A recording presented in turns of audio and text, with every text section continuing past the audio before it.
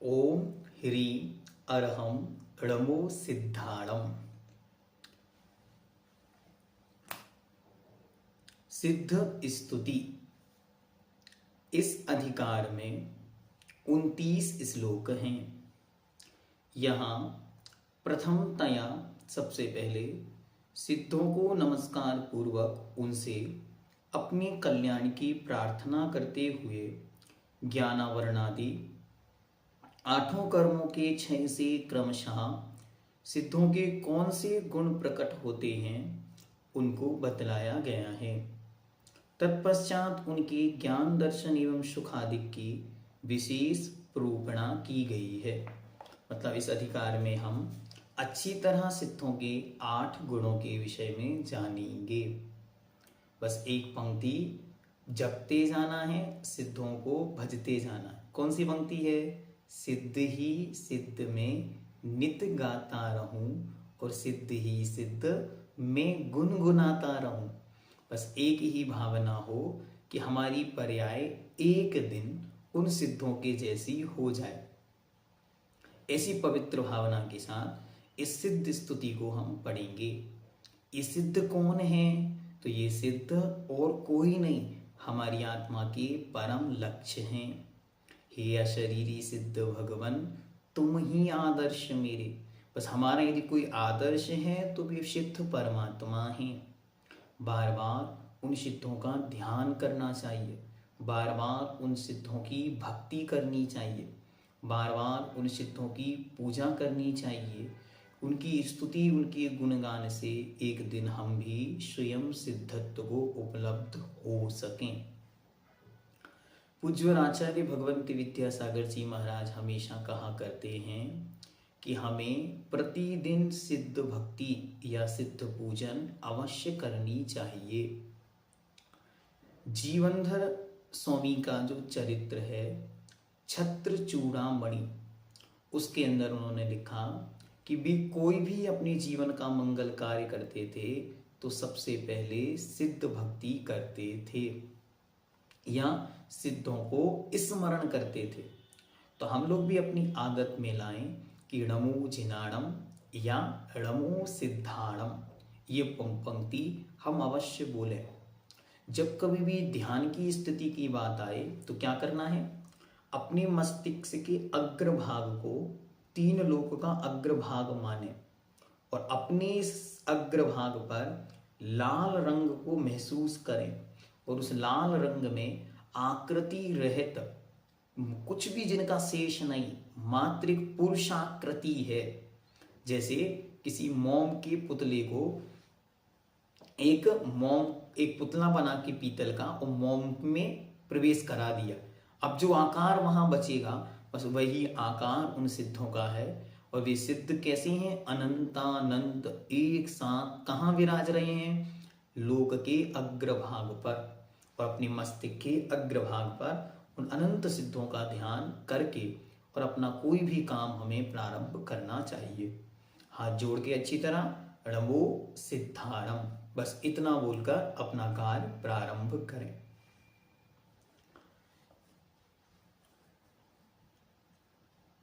Page number 199, 199 सिद्ध स्तुति,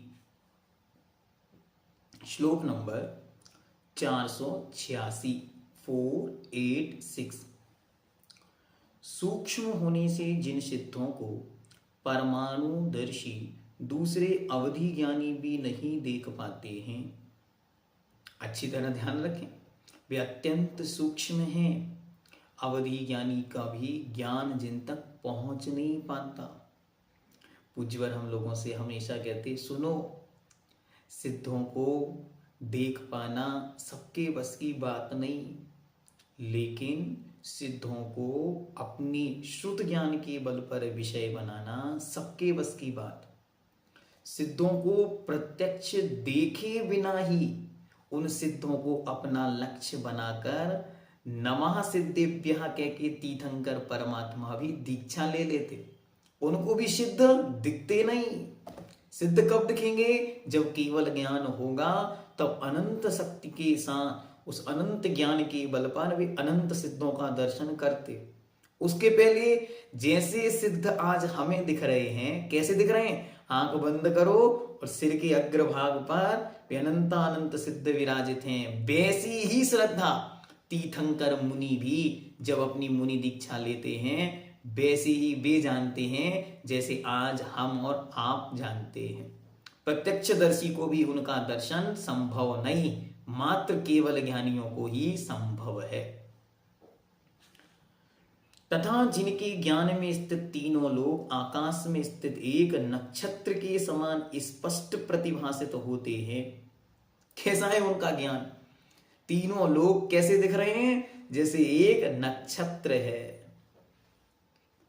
आचार्यों ने ऐसी पंक्ति लिखी कि असंख्यात लोक एक साथ उनके ज्ञान में झलकते हैं। अब किसी ने पूछा लोग तो एक ही है।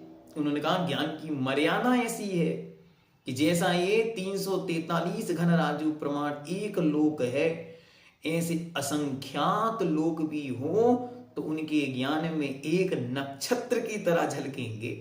ऐसा विराट उनका ज्ञान है। उन अपरिमित तेज के धारक सिद्धों का वर्णन क्या मुझ जैसा मूर्ख व हीन मनुष्य कर सकता है? हाँ, ये भक्ति की प्रधानता है।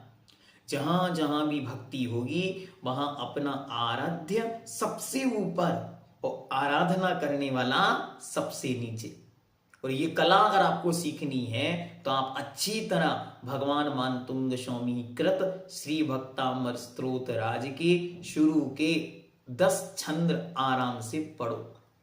उसके 10 श्लोक जो व्यक्ति अच्छी श्रद्धा के साथ पढ़ लेगा उसको ही भक्ति करने की कला आएगी। वरना क्या करोगे? मंदिर में जाके कहोगे भगवान हम भी भगवान आप भी भगवान, आप व्यक्त भगवान हम अव्यक्त भगवान, तो भगवान कहेंगे बेटा ये तो घर में भी बोल लेते, यहां आए ही क्यों? तो जब किसी की भी विनय करनी होती है, जब किसी की पूजा करनी होती है, जब किसी की भक्ति करनी होती है, तो बस एक ही नियम वहां लागू होता है, अल्पश्रुतम श्रुतवताम बुद्ध्या विनापि। ये सब क्या है?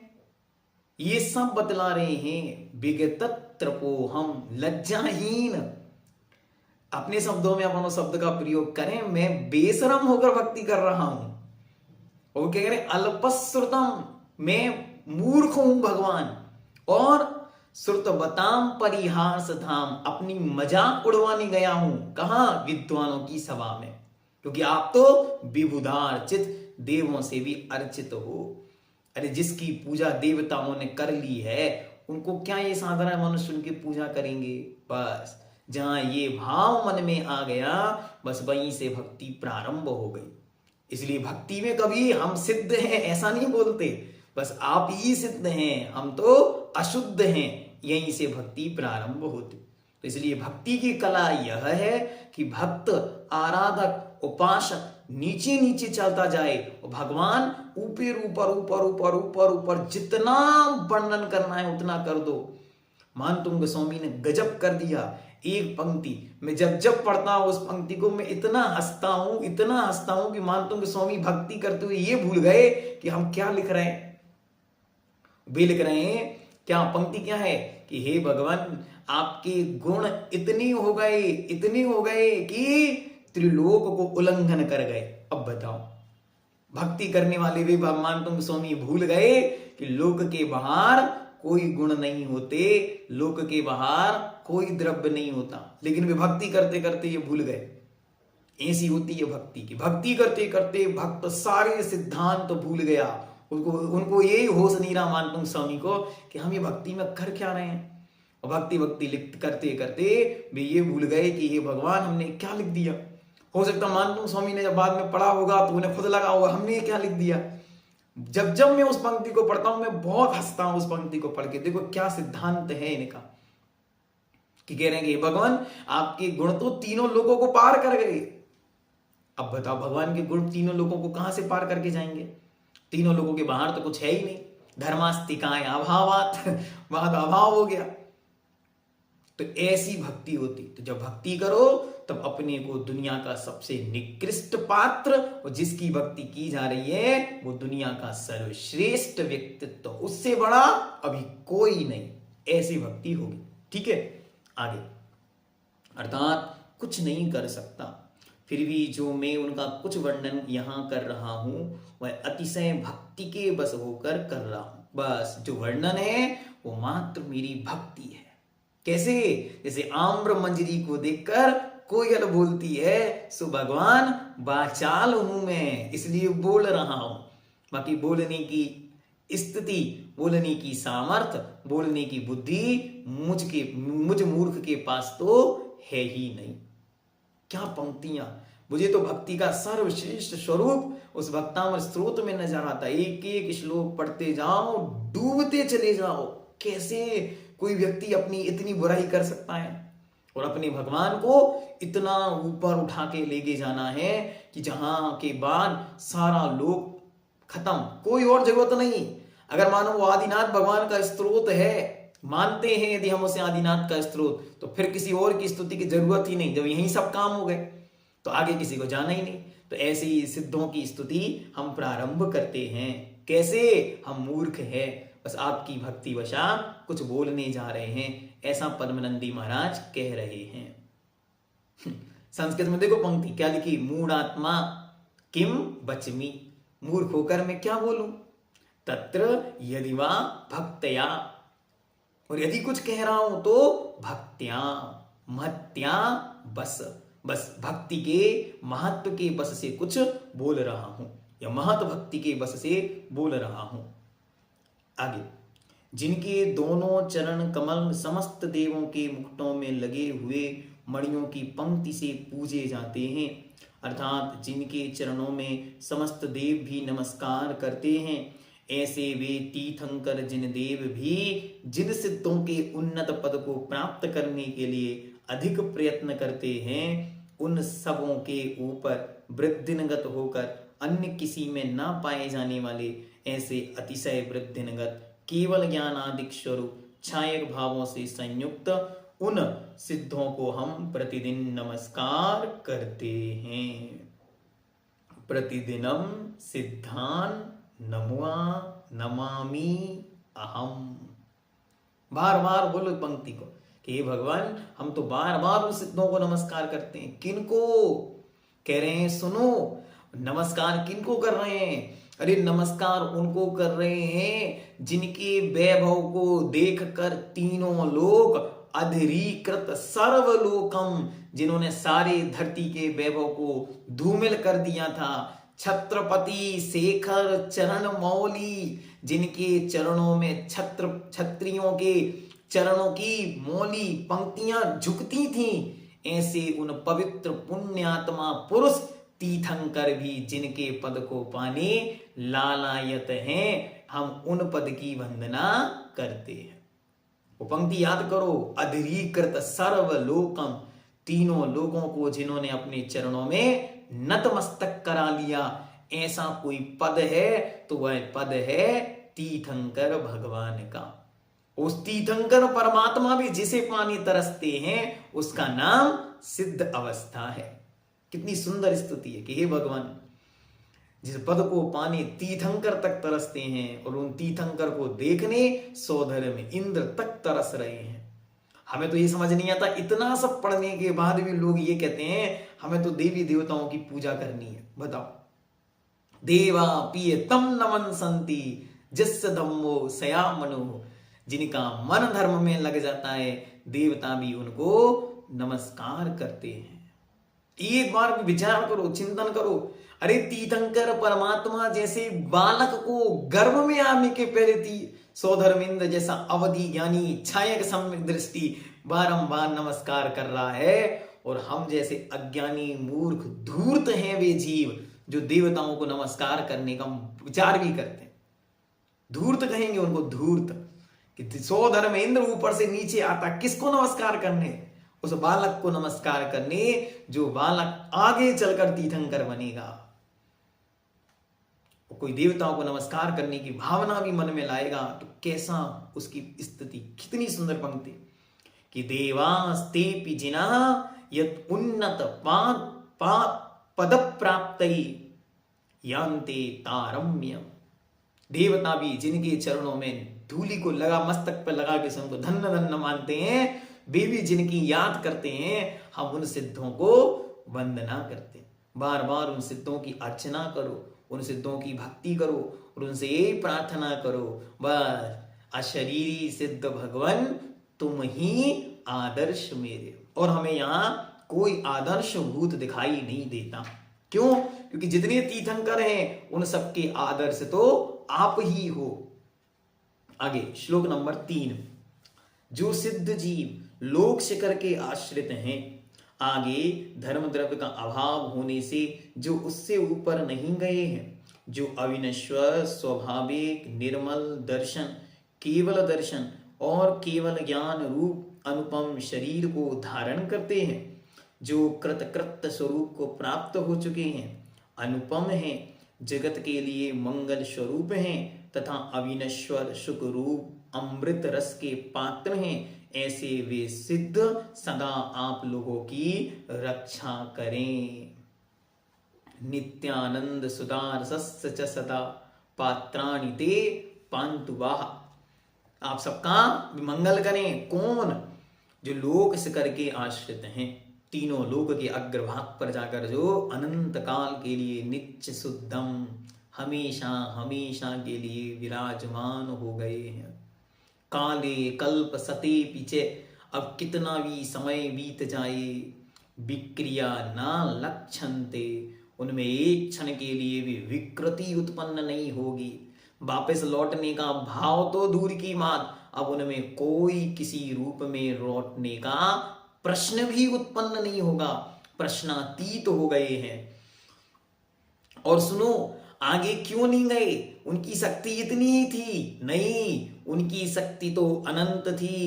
अभी ऐसे अनंत लोक पार करके और ऊपर चले जाने की सामर्थ्य उनके द्रव्य में विद्यमान है, उनकी उपादान में है। लेकिन आगे गति का जो हेतुभूत धर्म द्रव्य था उसका अभाव हो जाने से वे सिद्ध इस लोक के अग्रभाग से आगे गमन नहीं किए। और कैसे हैं? जो अविनश्वर, कभी भी अब उसका अंत नहीं होगा, ऐसे अनंत स्वाभाविक केवल ज्ञान और केवल दर्शन ही अब जिनके शरीर है। ये पंक्तियां पढ़ो तुरंत पंडित जी साहब याद आते। क्यों? ज्ञान शरीरी त्रिविधि कर्म मल। पंक्ति को पढ़ते तुरंत याद आते कि ये क्यों लिख रहे हैं ज्ञान शरीरी, वहां शरीर ही नहीं है। नहीं, परंपरा यही चली आ रही है कि वे सिद्ध ज्ञान शरीरी हैं, ज्ञान ही उनके अब शरीर है, कोई शरीर नहीं रहा, ज्ञान दर्शन ही उनका शरीर बन चुका है। ऐसे महान है वे सिद्ध, अनुपम शरीर को धारण करने वाले हैं, जिसकी कोई उपमा नहीं की जा सकती। अब ऐसा शरीर है। और जो कृतकृत्य हैं, जिनको अब कुछ भी करना नहीं बचा, सुनो, निकम्मा है। पंक्ति पढ़ी? द्रव्य संग्रहकार कह रहे हैं निकम्मा, हाँ, निष्कर्म है, कुछ करते धरते नहीं, निकम्मे है, निकम्मे। कौन? सिद्ध भगवान, कुछ नहीं करते, निकम्मा। पंक्तियां पढ़ो, आनंद आता है, कुछ करना बाकी नहीं, हाथ पे हाथ धरे अनंत काल बीत जाएगा। कितना सुख, उनका सुख इतना है कि जब उनकी स्तुति करने वालों को इतना आनंद है तो उनके आनंद का तो पार ही नहीं पाया जाता।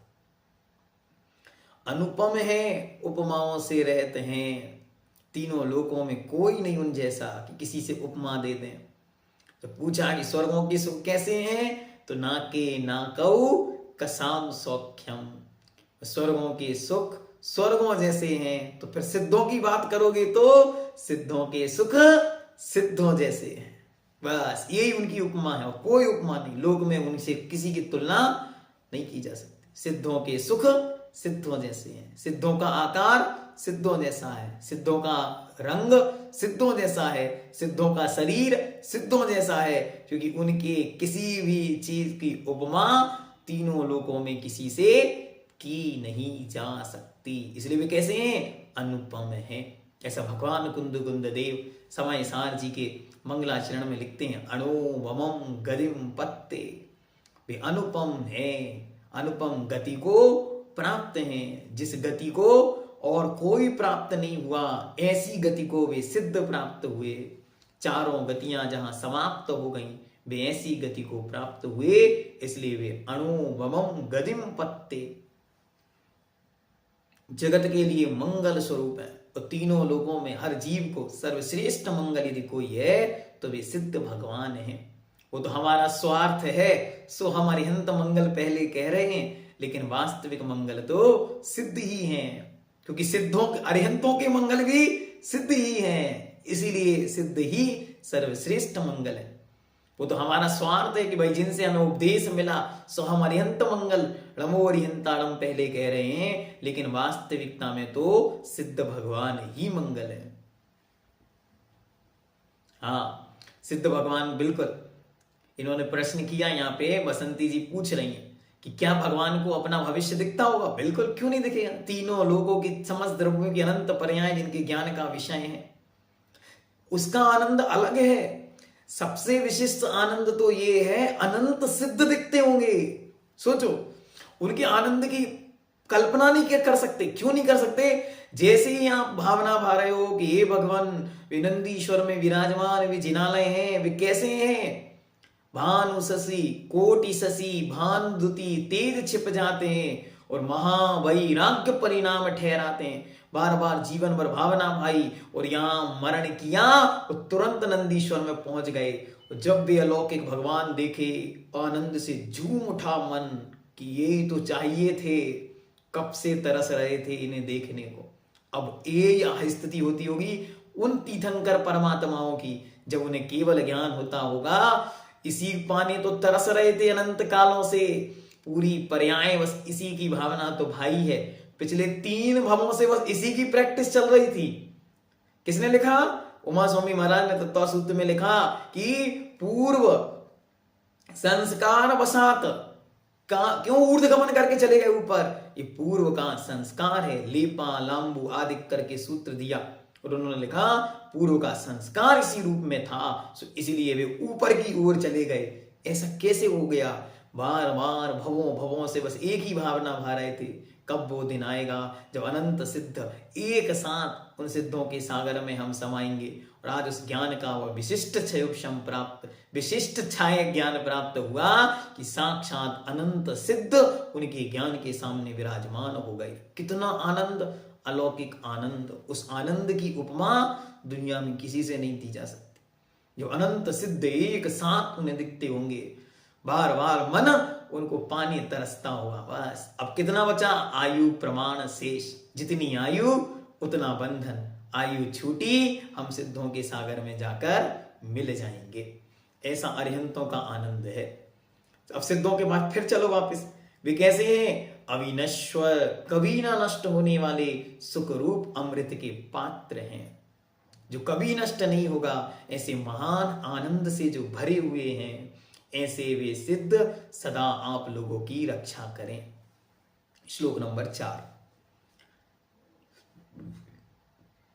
जो सिद्ध परमेष्ठी अपने कर्म रूपी कठोर शत्रुओं को जीतकर नित्य मोक्ष पद को प्राप्त हो चुके हैं, जन्म जरा एवं मरण आदि जिनकी सीमाओं को भी नहीं लांघ सकते, अर्थात जो जन्म जरा और मृत्यु से मुक्त हो गए हैं, जिनमें असाधारण ज्ञान आदि के द्वारा अचिंत एवं अद्वितीय अनंत चतुष्टय स्वरूप ऐश्वर्य का संयोग कराया गया है, ऐसे वे तीनों लोकों के चूड़ामणि के समान सिद्ध परमेष्ठी मेरे कल्याण के लिए होवे।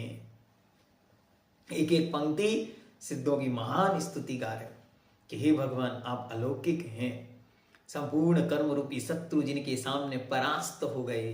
देखो संसार की दशा कि संसार का हर एक एक व्यक्ति कर्माधीन रो रहा है व्यक्ति कि कैसे कर्म को जीते।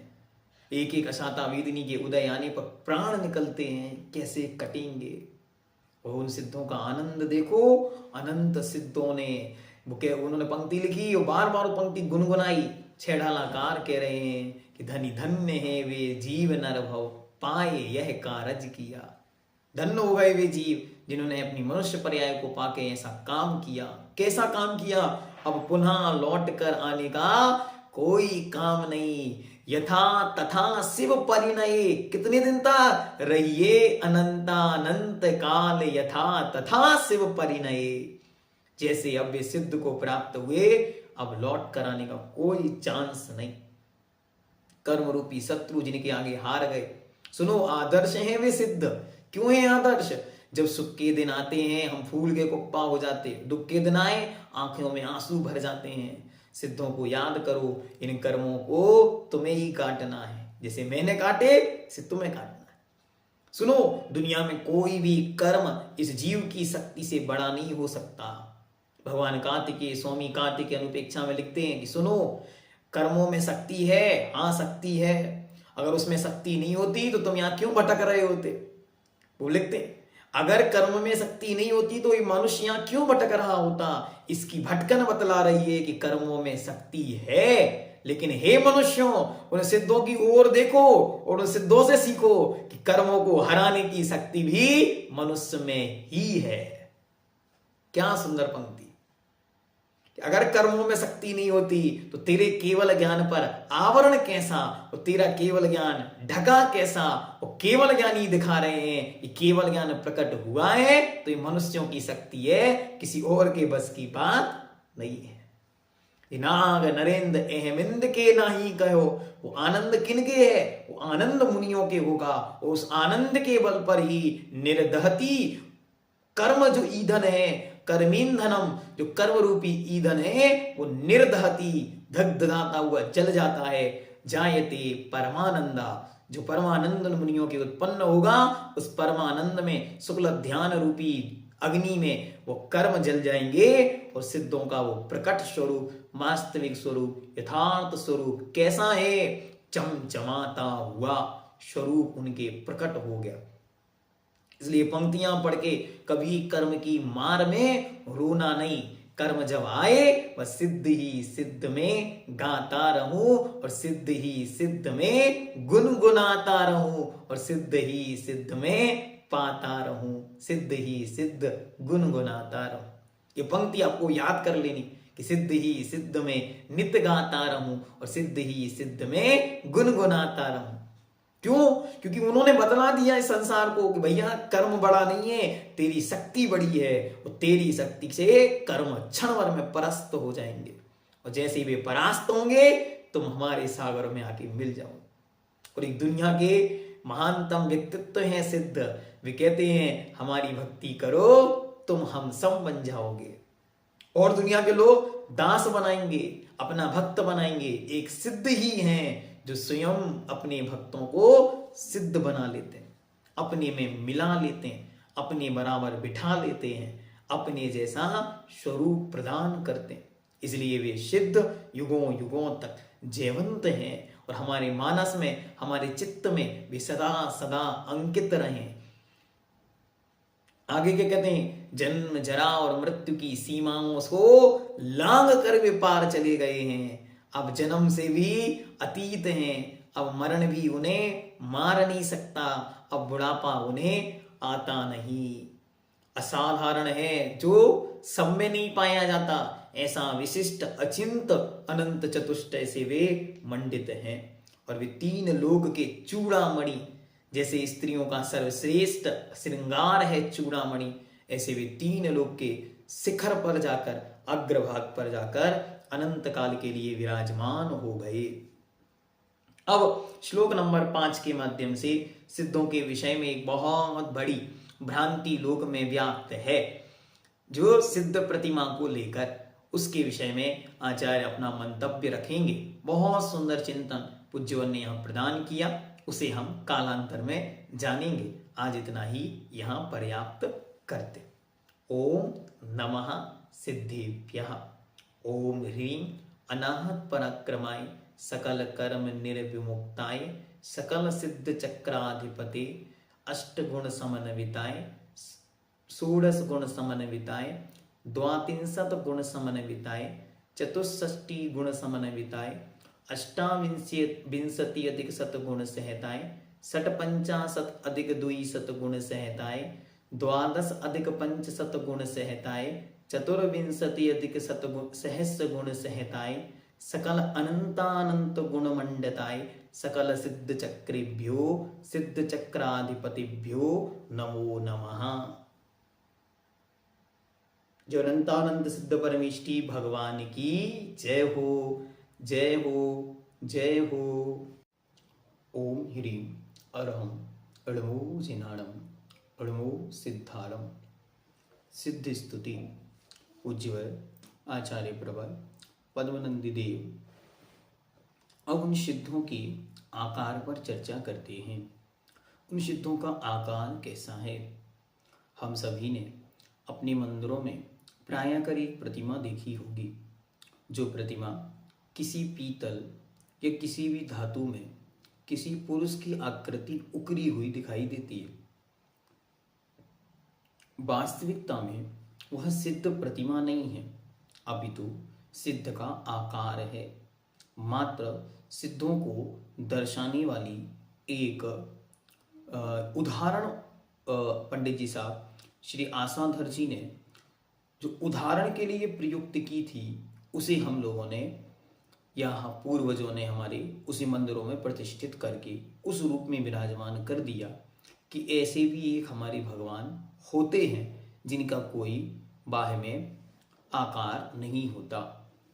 लेकिन कालांतर में धीरे धीरे प्रचलन बढ़ा और जगह जगह वो प्रतिष्ठित होने लगी। वास्तविकता में उसके न संस्कार होते हैं, ना ही वो प्रतिष्ठित होती है, क्योंकि संस्कार के लिए अंकन्यास जरूरी है और अंकन्यास नहीं होने के कारण वह प्रतिष्ठित नहीं होती। सूर्य मंत्र आदि का भी उसमें प्रयोग नहीं हो सकता, इसलिए वो मात्र केवल पहचान के लिए है, वह प्रतिमा नहीं है। बहुत अच्छी तरह ध्यान में रखना। प्रसिद्ध प्रतिमा कैसे होती है? तो जैसी अरिहंत की प्रतिमा होती है, सेम वैसे ही सिद्ध प्रतिमा होती है।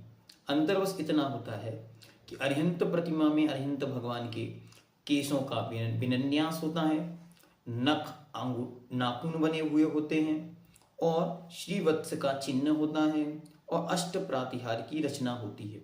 लेकिन जो सिद्ध प्रतिमा होती है उसमें बाल एकदम प्लेन होते हैं और नाखून एकदम प्लेन, यहाँ पे नाखून के स्थान पर प्लेन होता है, श्रीवत्स का चिन्ह नहीं होता और अष्ट महाप्रातिहार नहीं होते, उसे कहते हैं सिद्ध प्रतिमा।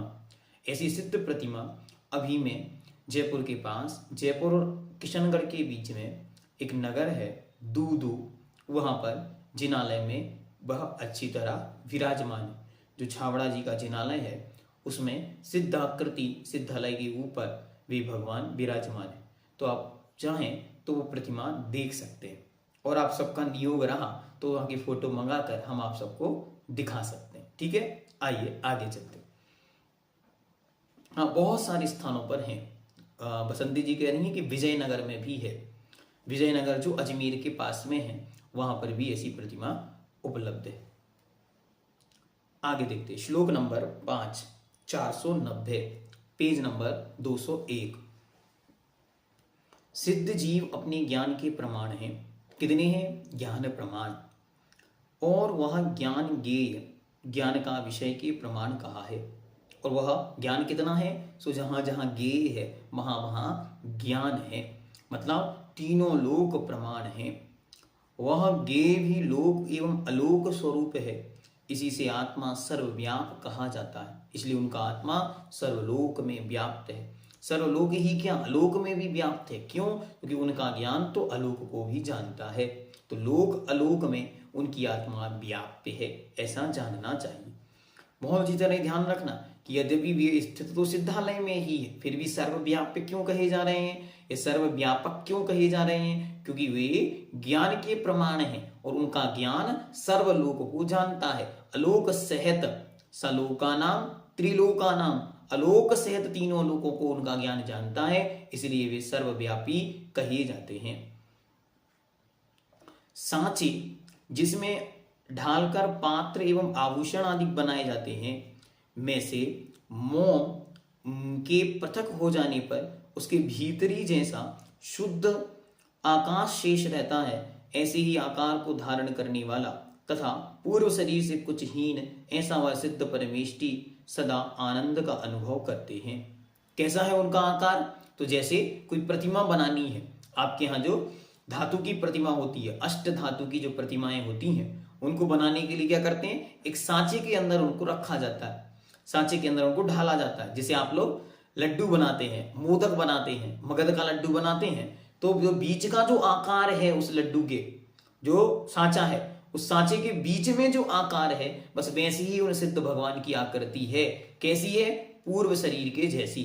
जैसा पूर्व शरीर था उस शरीर से कुछ कम उनकी आत्मा के प्रदेश उसी आकृति में स्थित हैं। जैसे किसी ने एक सांचे के अंदर वो धातु, रांगा, सोना, चांदी आदि भर देते हैं, और जब वो प्रतिमा बाहर निकाल देते हैं तो अंदर का एरिया जो खाली खाली बचा है, बस वैसे ही विसिद्ध भगवान खाली खाली जैसे वहां पर स्थित हैं। इसका विस्तार है, एक बार उसको भी देख लेते हैं। वस्तुतः तो वह पूर्व शरीर से कुछ न्यून रहकर अपने सीमित क्षेत्र में ही रहते हैं। पूर्व शरीर से कुछ न्यून क्यों हो गए? क्योंकि अब उनके जो यहाँ मुख से लेकर ईसोफेगस या अंदर नली गई है और नीचे स्टोमक, इस सारे एरिया में आत्मा के प्रदेश नहीं है, खाली खाली एरिया है। तो उतना उतना जो खाली खाली एरिया था वो उस समय भर जाता है, क्योंकि अब मात्र वहां आत्मा है और उस आत्मा को एक सॉलिड आकृति लेनी है। तो जहां जहां ये खाली एरिया है, मानो नाक के नथुनों के बीच में, कान के बीच में, इन सब एरियाओं में वो आत्म प्रदेश सेट हो जाने से कुछ कम प्रमाण हो जाता। जिसे द्रव्य संग्रहकार ने कहा किंचूना चरम देह दो, अर्थात अंतिम देह से कुछ न्यून अर्थात कुछ कम विसिद्ध भगवान होते हैं। पूर्व शरीर से कुछ न्यून रहने का कारण है कि शरीर के अंग उपांगभूत जो नासिका छिद्र आदि होते हैं, वहां आत्म प्रदेशों का अभाव रहता है। यहाँ मुख के बीच में, ईसोफेगस से पूरा स्टोमक तक, और स्टोमक एरिया में बहुत सारा एरिया खाली खाली है। शरीर का संबंध छूटने पर अमूर्तिक सिद्धात्मा का आकार कैसा रहता है, यह बतलाते हुए यहाँ यह उदाहरण दिया गया है कि जैसे मिट्टी आदि से निर्मित पुतले के भीतर मेन अर्थात मोम, बैक्स जिसे कहते हैं, ठीक है, बैक्स भर दिया गया हो, तत्पश्चात वह अग्नि का संयोग प्राप्त होने पर जिस प्रकार वह मोम के गल जाने पर वहां वह आकार में शुद्ध आकाश शेष रहता है, उसी प्रकार शरीर का संबंध छूट जाने पर उनके आकार शुद्ध आत्म प्रदेश शेष रह जाते हैं, बाकी सब छूट जाता है। तो एक अलौकिक, एक अद्भुत आकृति, इसलिए उन्होंने लिख दिया कि वे तो मात्र ज्ञान शरीर प्रमाण हैं और अपने शरीर से किंचित न्यून हैं। अब भैया जी कोई उदाहरण बताइए, तो सिद्धों का कोई उदाहरण नहीं होता। कल भी इस विषय में कहा था कि सिद्ध तो सिद्धों जैसे होते हैं। बस इतना जानना कि हमारे ही शरीर के समान उनका एक ज्ञान शरीर है, मतलब आत्मा ही उतने प्रदेश रूप में, घन रूप में ये एकदम से घनिष्ठ होकर वहां स्थित हो गई है। श्लोक नंबर 6। सिद्धों के, अब बतलाते हैं कि सिद्धों के किस कर्म के अभाव में कौन सा गुण प्रकट हुआ। सिद्धों की दर्शनावरण कर्म के क्षय से उत्कृष्ट दर्शन अर्थात केवल दर्शन हुआ, ज्ञानावरण के क्षय से उत्कृष्ट केवल ज्ञान हुआ, मोहिनी कर्म के क्षय से अनंत सुख हुआ, अंतराय कर्म के क्षय से अनंत वीर्य हुआ, फिर नाम कर्म के क्षय से उनके गोत्र, नाम कर्म के क्षय से उनके मूर्ति का अभाव होके अमूर्तत्व अर्थात सूक्ष्मत्व हुआ। जो नाम कर्म के निमित्त से छोटे छोटे आकृति रूप मूर्ति बनती थी, छोटे बड़े रूप, वह समाप्त होकर सूक्ष्मत्व पना आ गया। आयु के नष्ट होने से जन्म मरण का अभाव होकर अवगाहनत्व आ गया, और गोत्र कर्म के छीन होने पर उच्च एवं नीच गोत्र का अभाव होकर अग्रु लघुत्व आ गया। अग्रु लघुत्व मतलब अब भारीपन, हल्कापन सब समाप्त हो गया, तथा वेदिनी कर्म के नष्ट हो जाने से इंद्रिय जन्य सुख दुख का अभाव होकर अभ्यावादित्व गुण प्रकट हो गया, और अब उनके किसी भी रूप में सुख में बाधा उत्पन्न करने वाला कोई भी तत्व वहां मौजूद नहीं रहा। ऐसे आठों कर्म के क्षय होने पर 8 गुण उनके प्रकट हो गए। श्लोक नंबर 7। जिन कर्मों के निमित्त से निरंतर संसार में स्थित प्राणी सदा दुखों को प्राप्त हुआ करते हैं, विधिवत आत्म स्वरूप को न जानते हैं और न देखते हैं, तथा अपने स्वाभाविक वीर सामर्थ्य का भी अनुभव नहीं करते। उन कर्मों को जिन सिद्धों ने महान योग अर्थात शुक्ल ध्यान के द्वारा नष्ट कर दिया है, वह सिद्ध भगवान अविनश्वर अनंत चतुष्टय रूप अमृत की नदी के अधिपति समुद्र नहीं हुए होंगे, अर्थात अवश्य हुए होंगे। कह रहे हैं कि देखो, संसार में संसारी जीवों की स्थिति कर्मों के अधीन है। कर्म पर वसे शांते, वह अंत से सहत है, कर्म के अधीन है, और दुख निरंतर ऋतोदय, और दुखों से बाधित है। लेकिन सिद्धों के वे सारे विकल्प समाप्त हो गए, न कर्म की अधीनता है, न दुखों के द्वारा बाधित है, न अंत से सहत है। तो उनका सुख कितना होगा? तो कह रहे हैं वे तो ऐसे लगते होंगे जैसे संपूर्ण नदियां किसी सागर में जाकर मिल रही हो, ऐसी वे नदियों के अधिपति समुद्र के समान अनंत सुख के सागर हो गए हैं। स्वाभाविक सामर्थ्य उत्पन्न हो गया। यहां तो जीवों को जो सुख का अनुभूति होनी है, आनंद होना है, वो सब कुछ वीर अंतराय कर्म के क्षयोपशम के अधीन है। वीर अंतराय कर्म का क्षयोपशम नहीं, सुख भोगने में आता नहीं। लेकिन उनके वीर अंतराय का क्षयपना प्राप्त हो गया। अब वीर जो क्षयोपशम पना था वो नष्ट हो गया, तो सामर्थ्य का कोई अंत नहीं, अनंत सामर्थ्य उनके अंदर प्रकट हो गया। जितना जितना जिसका सामर्थ्य उतना उतना उसका सुख, वरना सुख तो मिले लेकिन भोगने की शक्ति ही नहीं, तो कैसे काम चलेगा? तो उनके पास भोगने की भी शक्ति प्रचंड रूप में, महान सामर्थ्य के रूप में विद्यमान है। फिर 8 नंबर, संसार में जिस एक इंद्रिय जीव की बुद्धि कर्म के बहुत आवरण से सहत है, उसकी अपेक्षा 2 इंद्रिय अधिक जीव अधिक सुखी एवं ज्ञानवान है। कारण कि उसकी अपेक्षा कर्म का आवरण कम है। फिर भला जो जीव सिद्ध जीव समस्त कर्म रूपी घोर अंधकार के विस्तार से रहित हो चुके हैं, वे तीनों लोगों के अधिपति होकर उत्तम केवल ज्ञान और अनंत सुख से संपन्न कैसे ना होंगे? अर्थात अवश्य होंगे। और क्रम से उदाहरण दे रहे हैं उनके विषय में, तो कह रहे हैं कि देखो, एक इंद्रियों से ज्यादा सुखी 2 इंद्रिय, क्योंकि उनके पास और ज्ञान का क्षयोपशम है। फिर 3 इंद्रिय के पास और, 4 के पास और, 5 के पास और, असंगी के पास और संगी के पास उनसे भी विशिष्ट ज्ञान होता है, इसलिए विशिष्ट सुख और उसका अनुभवन होता है। तब सिद्धों के पास तो अनंत ज्ञान है, अनंत वीर है, तो उनके सुख का कैसा सामर्थ्य होता होगा? तो ज्ञान का और सुख का दोनों का आनंद उनके पास अलौकिक रूप में है, जो अन्य के पास पाया जाना संभव नहीं है। फिर श्लोक नंबर 9, जो मनुष्य किसी दूसरे मनुष्य के द्वारा क्रोध के वश होकर पैर से लेकर मस्तक तक चारों ओर दुखदायक दृढ़तर रस्सियों के द्वारा जकड़कर बांध लिया गया, वह उनसे किसी एक भी रस्सी से शिथिल होकर सुख का अनुभव किया करता है। देखो कितना सुंदर उदाहरण दे रहे हैं। तो फिर भला जो सिद्ध जीव बाह्य और अभ्यंतर दोनों ही बंधनों से रहित हो चुके हैं, क्या भी सदा सुखी ना होंगे? अर्थात अवश्य होंगे। कोई जीव अच्छी तरह रस्सियों से बांध दिया जाए तो एक भी रस्सी ढीली पड़ेगी तो उसे आनंद की अनुभूति होती है, उसे अच्छा लगता है, एक रिलैक्स फील होता है, एक सुख की अनुभूति आती है। और अब जब सोचो उन जीवों के संपूर्ण बाह्य और अंतरंग बंधन समाप्त हो गए, सदा सदा के लिए मुक्त हो गए, तो उनके आनंद का क्या? तो कह रहे उनके आनंद का कोई पार नहीं पा सकता। कि रस्सी से बंधे हुए व्यक्ति की एक रस्सी भी ढीली पड़ जाए तो सुख का आनंद होता है। सिद्धों की तो अनंत जन्मों से बनी हुई अनंत कर्मों की जंजीरें संपूर्ण समाप्त हो गईं, तो उनके आनंद का कोई पार नहीं पा सकता। 10 नंबर, प्राणी के एक प्रदेश में घन स्वरूप स्थित कर्मों के प्रचुर परमाणुओं की गणना केवल सर्वज्ञ ही कर सकता है। फिर जब सर्व दिशाओं में तथा अर्थात सब ओर से इस प्राणी का आत्म तेज कर्मों से संबद्ध रुका हुआ है, तब उसे महान दुख क्यों ना होगा? एक एक आत्मा पर ऐसा कर्म परमाणु आकर चिपके हैं कि हमारे आपके ज्ञान का विषय नहीं, सर्वज्ञ के ज्ञान का विषय है। ऐसे अनंत अनंत कर्म परमाणु एक एक आत्मा पर आकर बस गए हैं, स्थित हो रहे हैं, जिसके कारण आत्मा की अनंत शक्तियां, अनंत चतुष्टय रूप महान गुण सब कुछ ढका हुआ है। अवश्य होगा।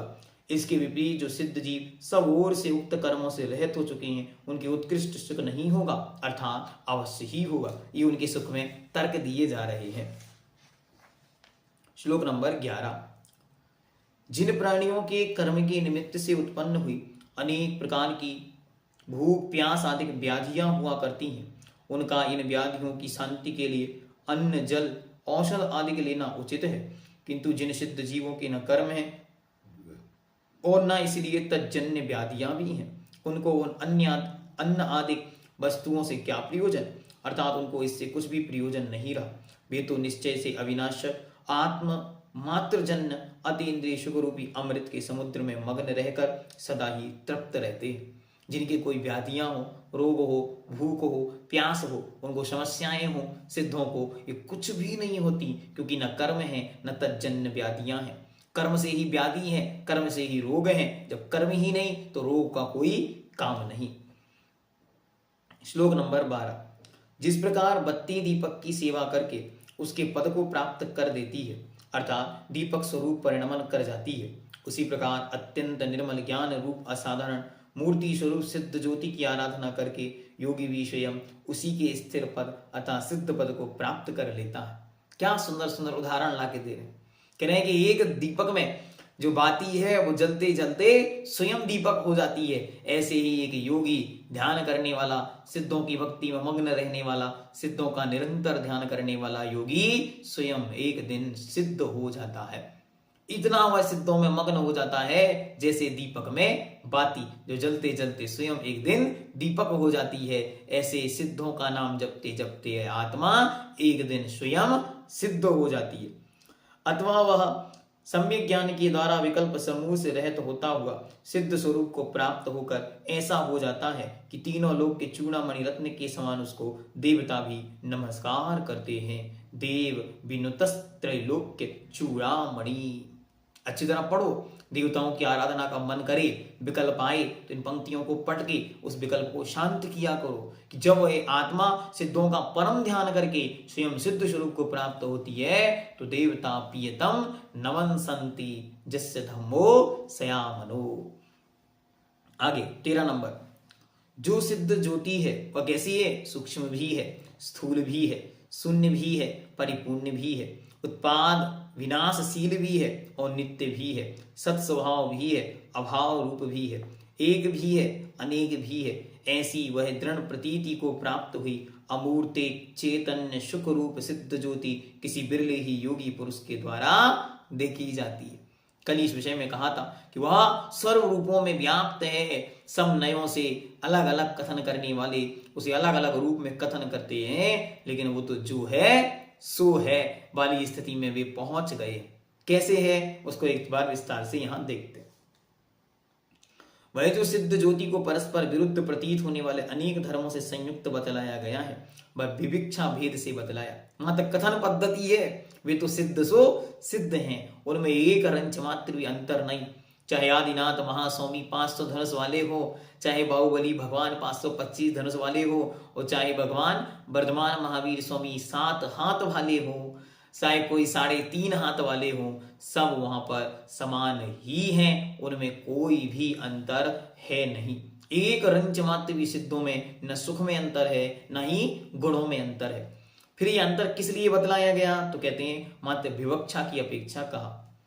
वह सिद्ध ज्योति चूंकि अतीन्द्रिय है, इंद्रियों का विषय नहीं है, अतः उसे सूक्ष्म कहा गया, परंतु उसमें अनंत पदार्थ प्रतिभासित होते हैं, अतः इस अपेक्षा से वह स्थूल भी कही जाती है। जहां सूक्ष्म है वहीं स्थूल भी है। वह पर पुद्गल आदि के द्रव्यों के गुणों से रहित होने के कारण शून्य है। उसमें अन्य कोई गुण व्याप्त नहीं है पुद्गल का, इसलिए पुद्गल की अपेक्षा वह शून्य है तथा अनंत चतुष्टय से संयुक्त होने के कारण वही परिपूर्ण है। पर्यार्थिक नय की अपेक्षा से वह परिणमनशील होने से नित्य, उसमें भी उत्पाद व्यय ही संयुक्ता, उत्पाद व्यय द्रव्य निरंतर चलता चला जा रहा है, सो विनाशशील तथा द्रव्यार्थिक नय की अपेक्षा विकार रहित होने से नित्य भी मानी जाती है। स्वकीय कभी भी नष्ट नहीं होगी। रहिए अनंत काल यथा तथा शिव परिणय, सो अनंत कालों के लिए एक सी हो गई तो नित्यम शुद्धम नित्य हो गई है, और प्रति समय उत्पाद व्यय द्रव्य रूप होने से अपनी पुरानी पर्याय को विनाश करके नई पर्याय रूप परिणमन हो रही है। सो कि ये द्रव्य क्षेत्र काल और भाव की अपेक्षा वह सद्भाव स्वरूप है। अपने द्रव्य क्षेत्र काल भाव में वह स्थित है, सो सद्भाव है, तथा पर द्रव्य क्षेत्र काल भाव की अपेक्षा से अभाव रूप है। भगवान महावीर के रूप में जो आत्मा यहाँ स्थित थी वो अभाव रूप में हो गई, लेकिन सिद्ध रूप में आज भी वह सद्भाव में व्याप्त है। वह अपने स्वरूप को छोड़कर अन्य स्वरूप न होने के कारण एक तथा अनेक पदार्थों के स्वरूप को प्रतिभाषित करने के कारण अनेक रूप भी है। ऐसी उस सिद्ध ज्योति का चिंतन सभी नहीं कर पाते, किंतु निर्मल ज्ञान की धारा कुछ विशेष योगी जन ही उसका चिंतन कर पाते हैं। अब आगे श्लोक नंबर 14। स्यात्, स्यात् मतलब कथनचित, किंचित किसी अपेक्षा से, कथनचित क्या होता?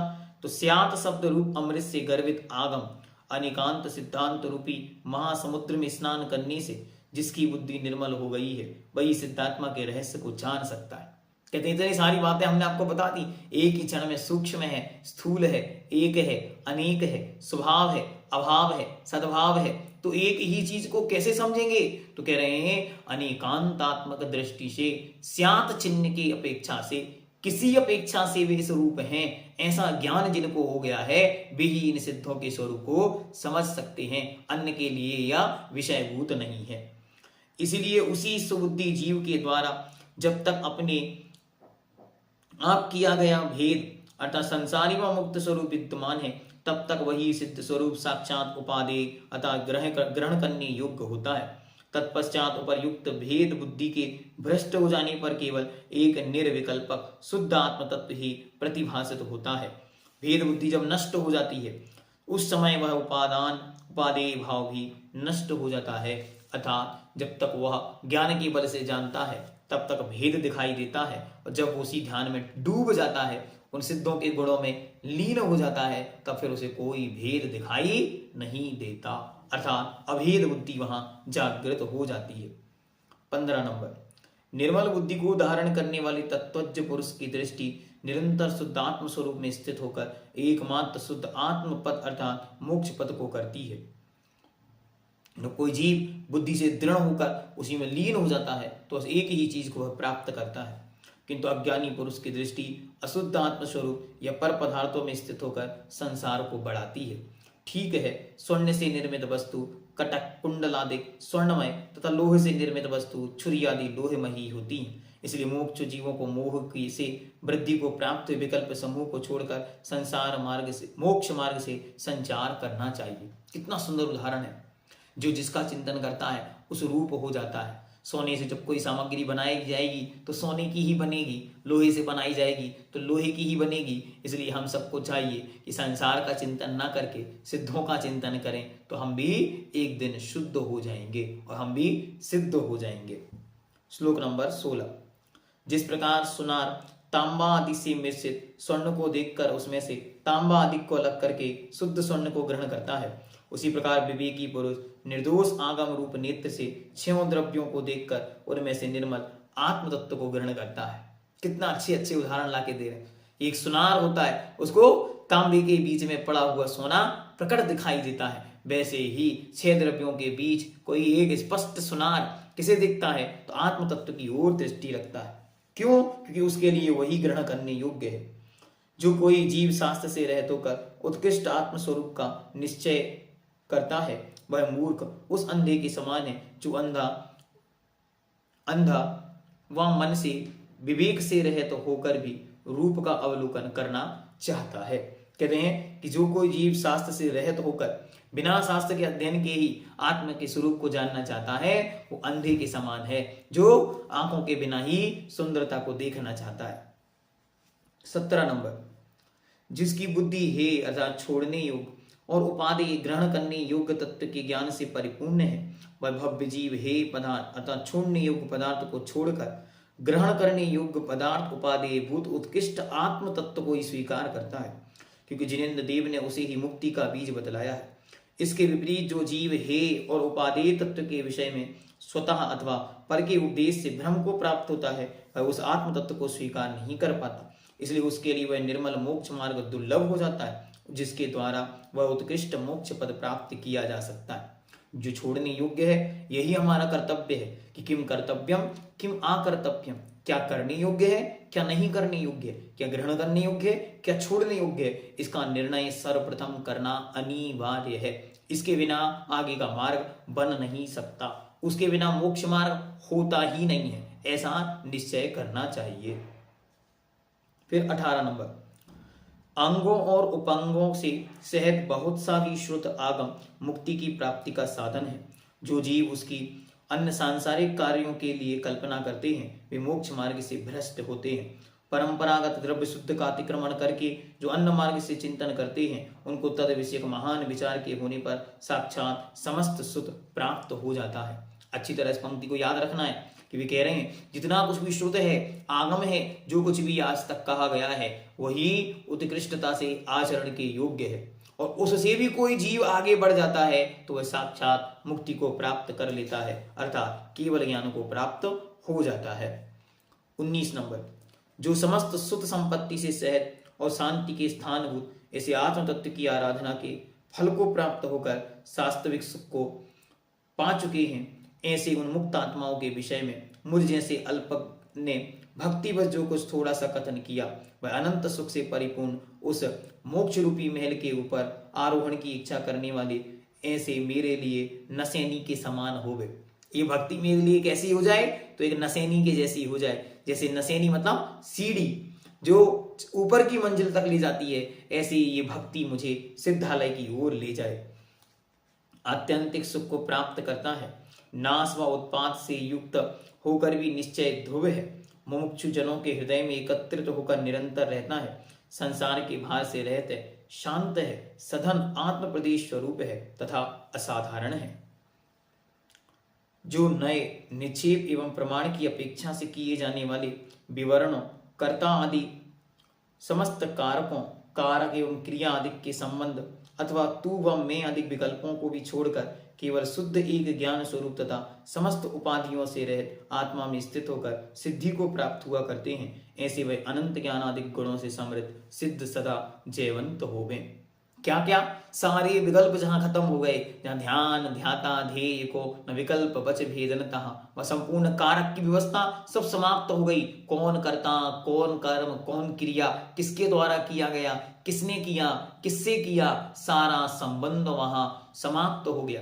इष्टोपदेश के अंत की वे 40 के बाद की श्लोक याद करो तो इनमें ये पंक्तियां बार बार कही कि वे क्या करते, एकांते संवासम, एकांत में जनितादरा, क्यों कर रहे हैं ये सब, दुक्त्वा विस्मरति दुतम, कुछ याद भी करते हैं, कुछ बोल भी देते हैं, पहले तो बोलना नहीं चाहते, मौन है, कदाचित बोलना पड़े तो बोलकर तुरंत भूल जाते हैं। क्यों भूल जाते हैं, तो क्योंकि उन्हें यहां जाना है, उन्हें आत्मा की ओर आना है, इसलिए बाहर के विकल्पों से शून्य हो जाते हैं। तो कह रहे हैं जो निक्षेप क्या है, कथन पद्धति में लोक व्यवहार है, नाम, स्थापना, द्रव्य, भाव आदि के रूप में, नए किसी वस्तु के एक अंश का कथन, प्रमाण वस्तु के पूर्ण रूप का कथन, इन सब विवरणों से जो रहित हो गए, कर्ता, करने वाला आदि के जो कारक हैं उनसे सबसे विकल्पों से शून्य हो गए, मैं और तुम इनके विकल्पों से वे शून्य हो गए, ऐसे आत्मा ही सिद्ध आत्मा है। 22 नंबर, संसार में जो मूर्ख जन उत्तम अभ्यंतर नेत्र अर्थात ज्ञान से उस समीचीन सिद्धात्मा रूप अद्वितीय तेज को नहीं देखते हैं, वे ही यहाँ स्त्री एवं स्वर्ण आदि वस्तुओं को प्रिय मानते हैं।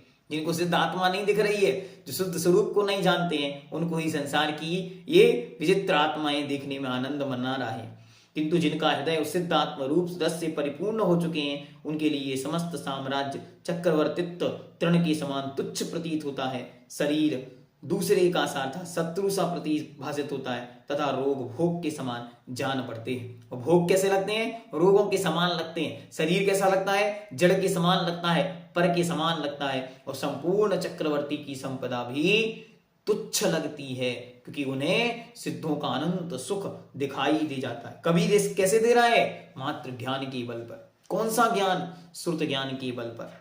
प्रत्यक्ष कब होगा, प्रत्यक्ष तो अंत में जाकर होगा, अभी कोई उपाय नहीं, इसलिए जो उपाय है उसी के भूत वे अपना कार्य कर रहे हैं, और कोई उपाय है ही नहीं। 23 नंबर, जो भव्य जीव भक्ति पूर्वक सिद्धों का नाम का मात्र का भी स्मरण करते हैं वे संसार में निश्चय से वंदनीय हैं। सुनो, जो सिद्धों के नाम का उच्चारण भी करते हैं वे वंदनीय हैं, वे ही गुणवान हैं, वे ही प्रशंसा के योग्य हैं, फिर जो साधुजन दुर्गम स्थान अर्थात पर्वत की गुफाओं मध्य में स्थित होकर तथा नासिका के अग्रभाग पर यहाँ नासा दृष्टि से स्थित होकर अपने नेत्रों को स्थिर कर प्रसन्न मन से उन सिद्धों का ध्यान करते हैं, उनके विषय में हम क्या कहें, अर्थात वे तो अतिशय गुणवान और वंदनीय है ही।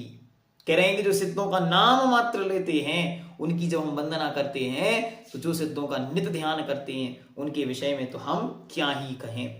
24 नंबर, जो भव्य जीव अतिशय विस्तृत ज्ञान रूप अद्वितीय शरीर के धारक सिद्धों परमात्मा के विषय में ज्ञानवान है, वही निश्चय से समस्त विद्वानों में श्रेष्ठ है।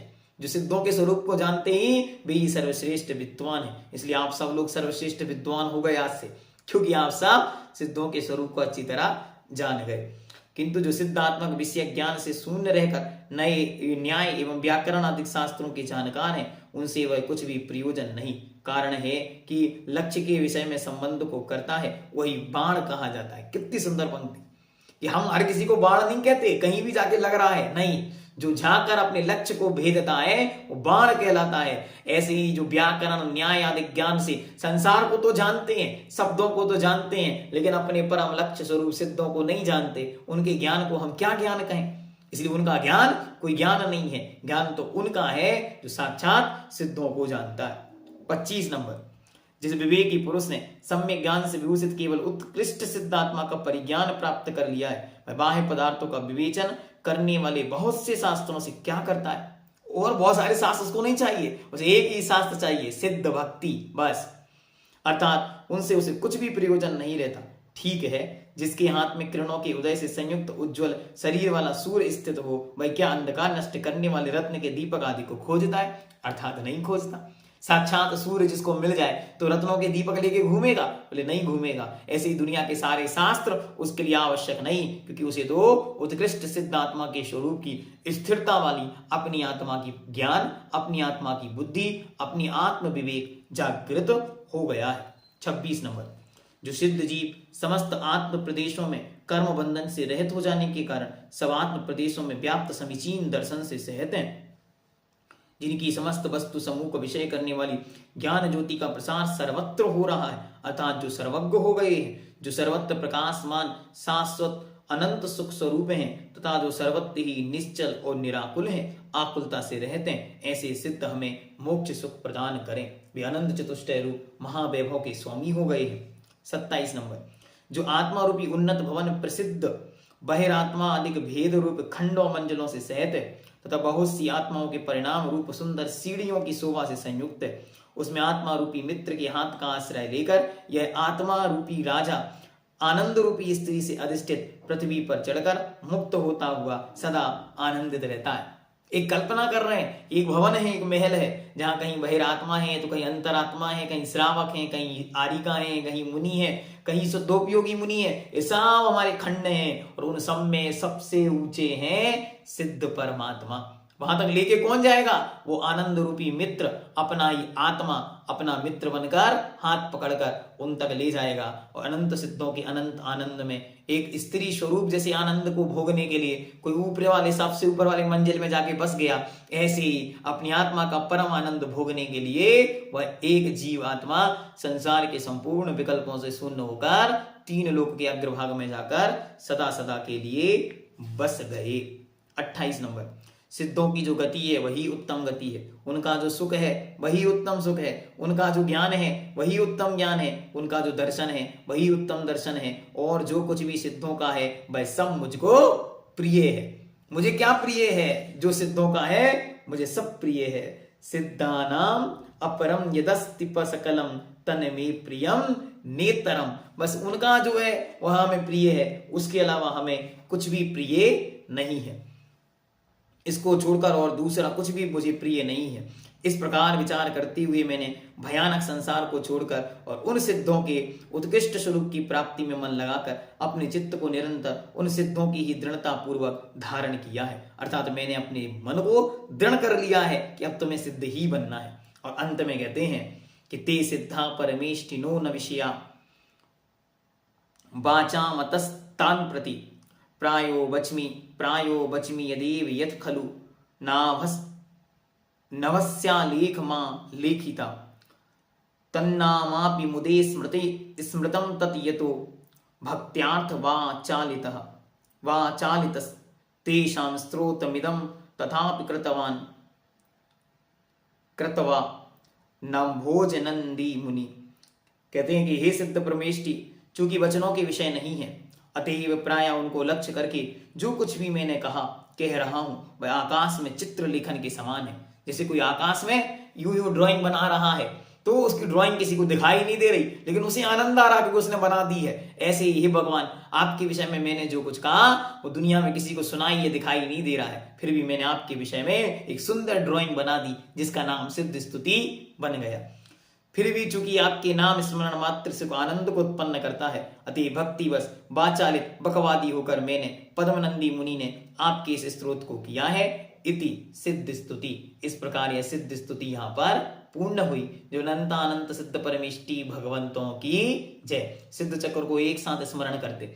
ओम ह्रीम अनाहत परक्रमाय सकल कर्म निर्विमुक्ताय श्री सिद्ध चक्राधिपति अष्ट गुण समन्विताय षोडश गुण समन्विताय द्वात्रिंशत गुण समन्विताय चतुष्षष्टि गुण समन्विताय अष्टाविंशति शत गुण सहिताय षट्पंचाशत द्विशत गुण सहिताय द्वादश अधिक पंचशत गुण सहिताय चतुर्विंशति अधिक सहस्र गुणाधिपति सकल चिक सिद्ध चक्राधिपति अनंतानंत गुण साम्राज्य मंडिताय सकल सिद्धिभ्यो नमो नमः।